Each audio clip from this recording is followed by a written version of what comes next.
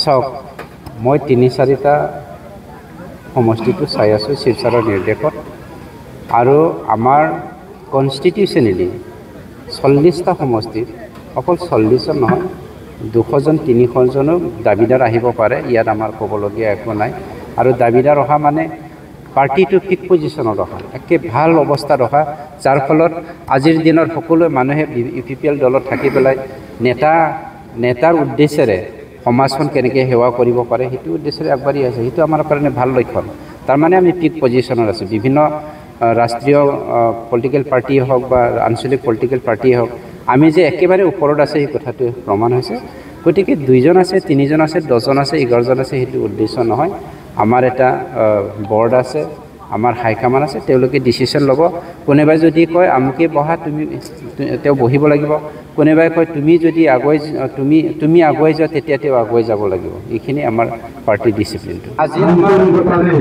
internet এটা survey হৈ গ'ল ইণ্টাৰনেট সাৰ্ভে আমাৰ বাওকুংগ্ৰি 50% লিডিং হৈ আছে আৰু আজিৰ যি জইনিং প্ৰগ্ৰাম সেই জইনিং প্ৰগ্ৰামৰ মাধ্যমেৰে আমি আশা কৰিছোঁ 20-30% লিডিং লৈ পেলাই আমি বাওকুংগ্ৰি সমষ্টিটো UPPLৰে জয়যুক্ত আৰু বিকল্প হিচাপে আজি বিটিআৰৰ সকলো জাতি জনগোষ্ঠীয়ে সন্মানীয় শ্ৰী প্ৰমোদ বড়ো ডাঙৰীয়াকে আজি বাছি লৈছে সন্মানীয় শ্ৰী প্ৰমোদ বড়ো ডাঙৰীয়া UPPL দলৰ মাধ্যমেৰে আজি সকলো জাতি জনগোষ্ঠীয়ে কামনি যিটো শান্তি সমন্বয় কৰিবলৈ সক্ষম হয় এই কথাটো আজি অকল BTC নহয় অসম নহয় ভাৰতবৰ্ষৰ বিভিন্ন প্ৰদেশত ষ্টেটতো আজি লাগিছে গতিকে সেইটো আমাৰ কাৰণে এটা পজিটিভ চাইন যিটো বৰ্তমান ৰাজ্যৰ বিভিন্ন ঠাইত উচ্ছেদ অভিযান চলি আছে তো বিটিআৰতো চলিব নেকি আমাৰ অসমৰ বিভিন্ন জিলাত ইভিকশ্যন হৈ আছে কিন্তু আমাৰ এই অঞ্চলত BTC অঞ্চলৰ 5খন জিলাত সন্মানীয় শ্ৰী প্ৰমোদ বড়ো ডাঙৰীয়াৰ নেতৃত্বত ইজেকশ্যন হৈ আছে ইভিকশ্যন আৰু ইজেকশ্যনৰ মাজত পাৰ্থক্য আছে কিয়নো আমি নতুনকৈ গঢ়ি তুলিছোঁ শান্তি গঢ়ি তুলিছোঁ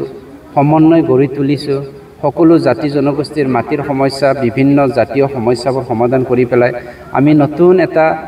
উদ্দেশ্যৰে নতুন এটা পথ দেখুৱাই পেলাই আমি কি মিলনৰ ভূমি হিচাপে মিলনৰ স্থান হিচাপে আজি বিটিআৰটো আমি গঢ়িবলৈ সক্ষম হৈছোঁ গতিকে আমাৰ BTC অঞ্চলৰ কথা আৰু অসমৰ বিভিন্ন জিলাৰ কথাৰ মাজত বহুত ডিফাৰেঞ্চ আছে আৰু এই কথাটো